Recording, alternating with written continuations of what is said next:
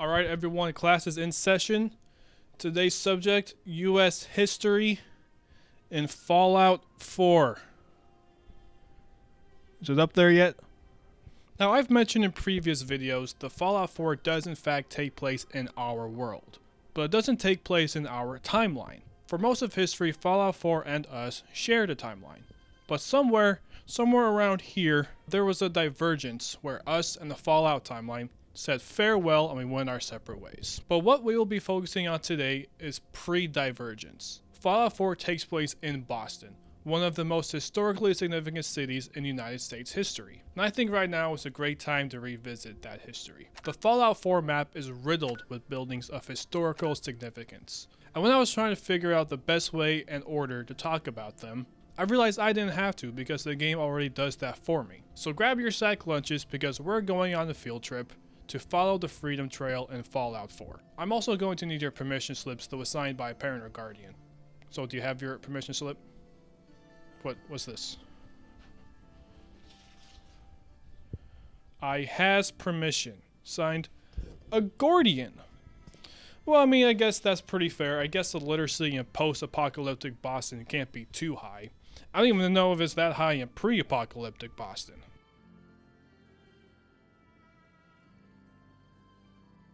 Now here we are at the start of the Freedom Trail.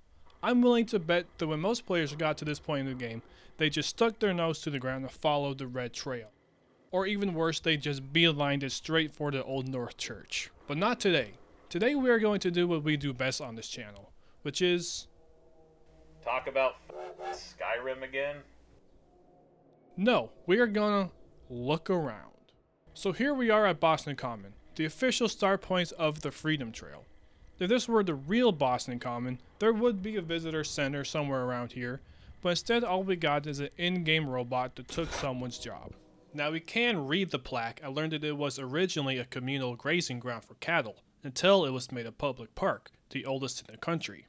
But there's a few other things that the plaque doesn't tell you about. For example, this fountain is real. It's a fountain called the Buer Fountain. It was made by Michel Joseph Napoleon Lenard in 1868. If any of my French viewers are offended by my pronunciation, good.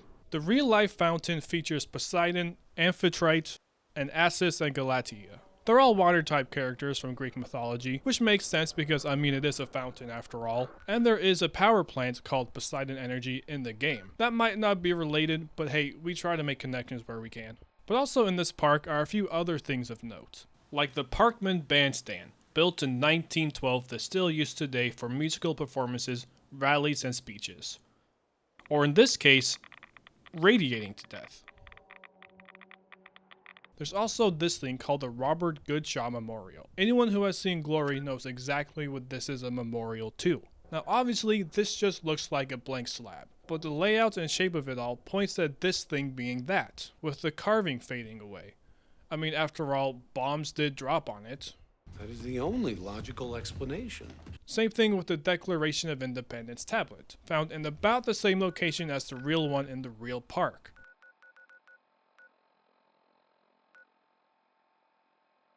The fact that these things are here blows my mind. The devs did not need to put these things here. These little details hold no weight to the narrative of the game, but if you can't do the little things right, you will never get the big things right. We could also talk about Swan's Pond being based on the Boston Public Garden, and the swan boats that are in that pond, but this is way cooler, I think. And here's the statue of George Washington. There's one of those in the Boston Public Gardens too. Right across the street from the Boston Common sits the new State House, or the Massachusetts State House. If we read the plaque, we'll learn that the land was originally one of John Hancock's cow pastures, and that the original dome was covered in copper smelted by Paul Revere, a man we will get to know very well. And if we do a little cheeky toggle to free cam, we'll see that, well, that doesn't look very copper, does it? That's because it was gilded with gold leaf in 1874, but then it was painted gray during World War II to prevent reflection during blackouts in case the Axis powers had the gall to bomb us during the war. But it was re-gilded in 1969 and again in 1997. The top of the real dome is topped with a pine cone to symbolize the importance of Boston's lumber industry. The interior is pretty dissimilar. It's hard to tell because of how destroyed it is. There's supposed to be a statue of William Francis Bartlett, but all I found was this guy and his huge ass foot. I can't say for certain, but I doubt that there is a massive mutant crab monster underneath the real Massachusetts State House.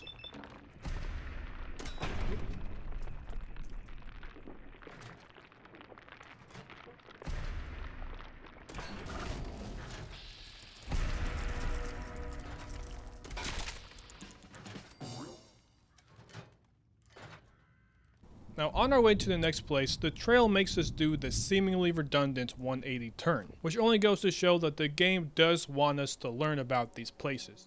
Otherwise it would just take us right down the street towards our next stop. Oh, it's just an old cemetery. Boo! Nothing to see here except a dead guy and his duffel bag filled with stuff that I don't even need. Wrong. This is the Granary Burying Grounds, the oldest burial ground in Boston, where many revolutionary heroes are laid to rest, like John Hancock, Paul Revere, Samuel Adams, and the victims of the Boston Massacre. Who is Amelia Butler, you might ask? I don't know. The real cemetery has about 2,345 graves, but this one only has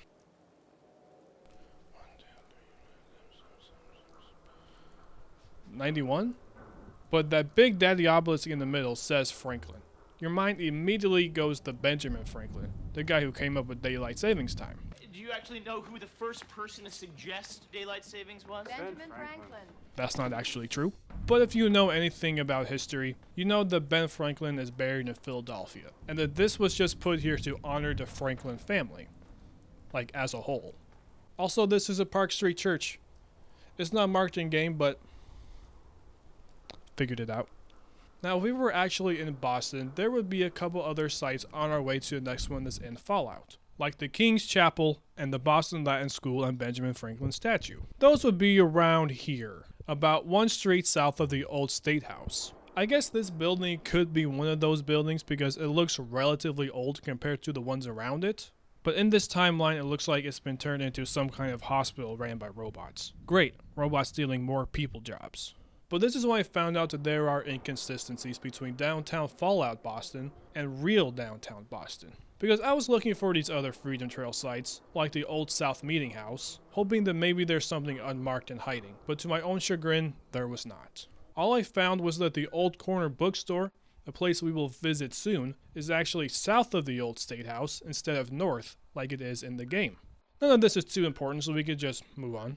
The Old State House, built in 1713, is the oldest public building in Boston. It's where the Revolution was born, and right outside its doors is where the Boston Massacre took place, March 5th, 1770, where 5 American colonists were killed because they were raging against the machine that is the British Empire.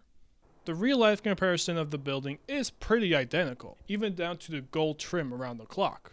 The only thing that's missing is the lion and unicorn statues that are symbols to the British monarchy. Granted, those were torn down and burned in 1776, but we put replicas back up in 1882. I guess they never got around to it in the Fallout timeline. Now, the most famous thing about the Old State House is the Boston Massacre.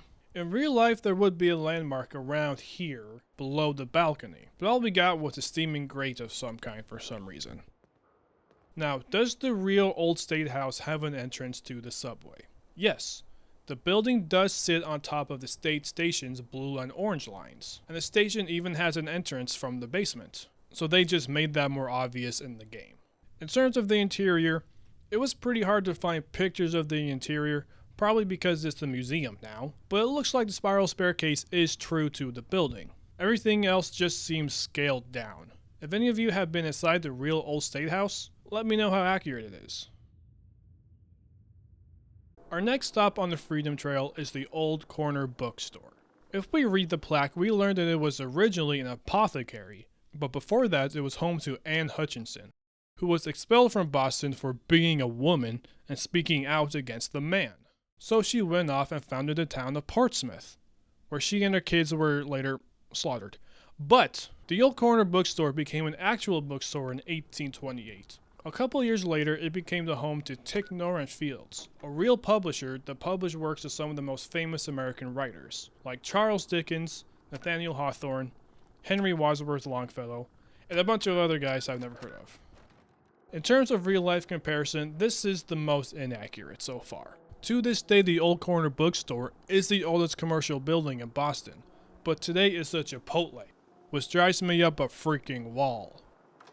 Just around the corner of the Old Corner Bookstore is Faneuil Hall. I heard a Bostonian say it that way, so that's what I'm going to do. If we read the plaque, we learn that this is where the famous no taxation without representation doctrine was born. It's where the Boston Tea Party came from, and where the Founding Fathers met, which led to the building being nicknamed the Cradle of Liberty. At first glance, it's another pretty accurate representation of the real thing. The statue of Samuel Adams has been destroyed, but if we learn anything on this field trip so far, it's the statues don't hold up too well against atomic bombs. Who knew? But what's really interesting about this place is inside. Just look at this clock. It's almost an exact replica of the real clock, but I couldn't find anything on it. I can only guess that the tree is there for the same reason that the pinecone is on top of the Massachusetts State House. This looks like a Native American, a nice shout out, but why there is a saber like that is beyond me. But the real reason we're here is the giant painting behind us. This is a real painting that's really in Faneuil Hall, called Webster Replying to Hayne by George Healey. Senator Daniel Webster of Massachusetts debates with Senator Robert Hayne of South Carolina in 1830. Basically, there were a bunch of tariffs being passed that favored the industrial northern states, but hurt the agricultural, southern states. Robert Hayne was like, yo, these tariffs are crazy unconstitutional. If you guys keep this up, southern states have the right to nullify laws that we don't vibe with. But Daniel Webster was like, nah fam, that's not very cash money of you. Acting like that is going to drive this country apart and lead to civil war. We gotta stick together. He won the debate but lost the war because the Civil War started about 30 years later. I think this painting serves as a staunch reminder that we're stronger together, regardless of personal views, and that no one likes tariffs. So there's your art history lesson for today. These other paintings, I don't know, you got Mutton Chops McGee, Todd Howard, George Washington, and Jimmy Carr for some reason. Now we'll go out the back and take a left and continue following the Freedom Trail to our next site. This is another unmarked location that I bet you just walked right by. If you read the plaque, you'll learn that it was built in 1680 and that it's the oldest structure in all of Boston. But more importantly, the Paul Revere had 16 kids, all living in there. Paul Revere's carbon footprint is as big as his footprint on America. In this house, there's not much to see. A lantern is always nice to see a lantern on the Freedom Trail. But if you make your way up to the second floor somehow, in this drawer you will see a silver locket. Why is this significant? Aside from being known for his famous midnight ride, he's also a renowned silversmith, and there being a silver locket in his house just fits the bill. Unless this is just the random piece of junk that spawned here, but it can't be. That's too big of a coincidence. Anyways, our next site is so close and I ain't even gonna cut to it. The Old North Church, arguably the most important church in American history. Outside we see a statue of our friend Paul Revere again, who devised the plan for Robert Newman to climb the top of the steeple and light 2 lanterns to alert the patriots that the redcoats were coming up the Charles River, thus inspiring Longfellow's verse, 1 if by land, 2 if by sea. Let's go inside. The interior of the church, although it's destroyed, clearly shows signs of what it once was, like the remains of the pipe organ. This thing is called a pulpit, and even the white paint job is still evident. Even the chandelier is the same. These 2 chandeliers were gifted to the church by Captain William Maxwell, and they were first lit on Christmas Day in 1724, which was controversial at the time because most Bostonians were Puritans who don't celebrate Christmas, and I guess turning on the lights was too much of a celebration for them at the time. Again, it's the small details. Let's go downstairs. The tombs are even accurate, down to the tombstones. Each of these plaques is a real tomb from the Old North Church. Peter St. Medard was a surgeon in the Navy. George Clark might be referring to the George that was a contributor to the church's bells. This is the family of Reverend Walter, who served as the church's rector from 1792 to 1801. Shubael Bell was another financial contributor to the church, while Robert Fenley lived in Boston. I couldn't find anything about him. No idea who these people are. And if you go even deeper, never mind why everyone's dead, there are even more tombs of more real dead people represented in this game. Now, most of the people buried at the church were members, meaning that they paid for a pew. But if you attended service in the balcony, you were not considered a member, but you could still be buried in the stranger's tomb, if you had money. The stranger's tomb was also used for actual strangers, they just weren't going to keep any records of you. But in this game, the stranger's tomb looks like it only seats one. Major John Pitcairn was a Scottish officer who the colonists considered one of the reasonable ones, and had the respect of both sides of the war. He was killed at the Battle of Bunker Hill in his son's arms. The other people buried here appear to just be members of the church that had money.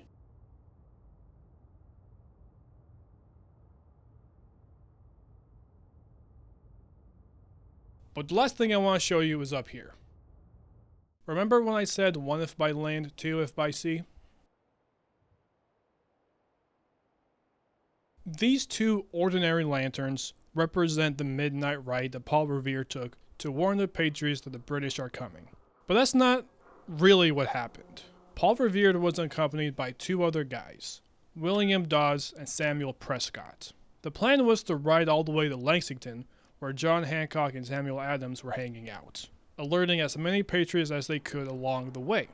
But the trio were intercepted by the British Army somewhere around Lincoln, so they had to split up and go their separate ways. Paul never made it to Concord.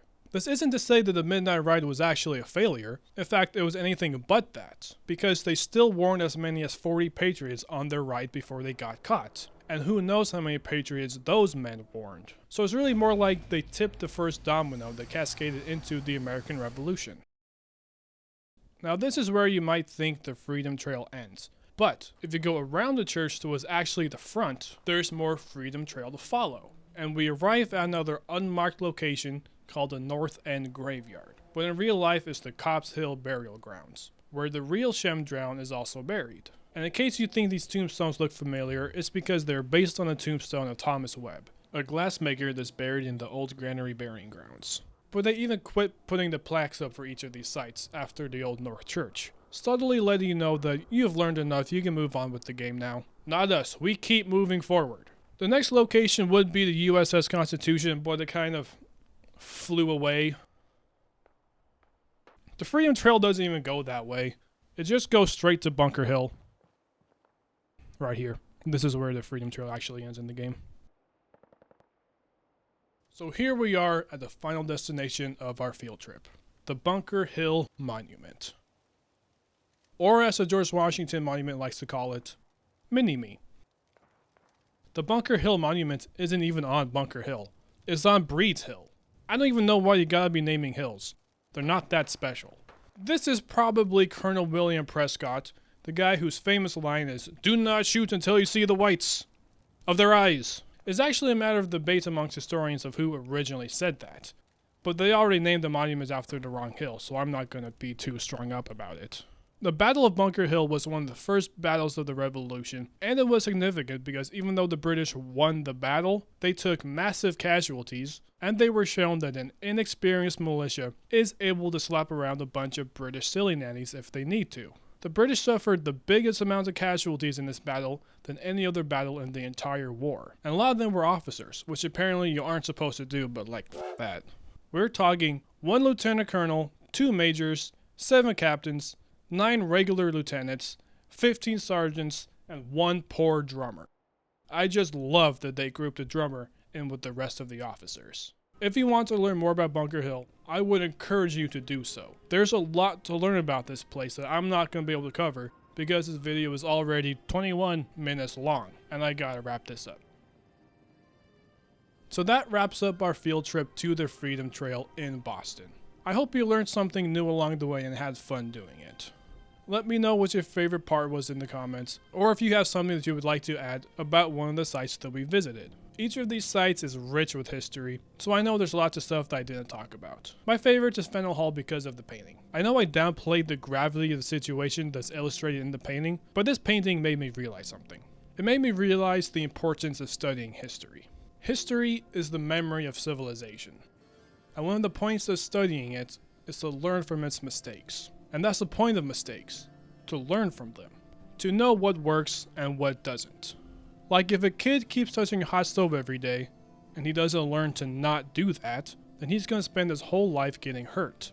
Just like if a government keeps placing tariffs that hurts consumers, states are going to be pissed.